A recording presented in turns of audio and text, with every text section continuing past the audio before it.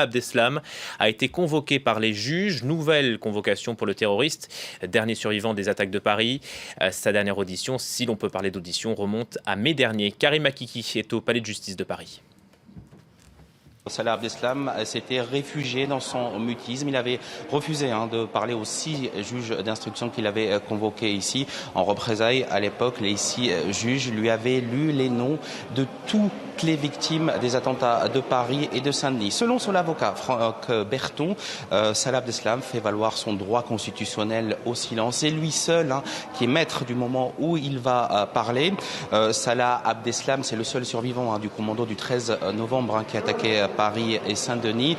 Son avocat avait fait un recours demandant la levée de la vidéosurveillance 24 heures sur 24. Je vous rappelle que Salah Abdeslam est incarcéré dans la maison d'arrêt de Fleury-Mérogis à l'isolement. Il est surveillé 24 heures sur 24 et d'après son avocat, cette surveillance le déprime. Il n'est pas bien, donc il fait du chantage aux juges d'instruction en leur disant si vous levez la surveillance 24 heures sur 24, je pourrai vous parler. Son conseil, Maître Berton, avait fait un recours devant le tribunal administratif de Versailles qui a confirmé la vidéosurveillance à Fleury-Mérogis. Et puis début juillet, les juges l'avaient convoqué. Il a préféré décliner l'invitation des juges. Il ne s'est même pas déplacé cette fois-ci. Il est important, Salah Abdeslam, dans les attentats du 13 novembre.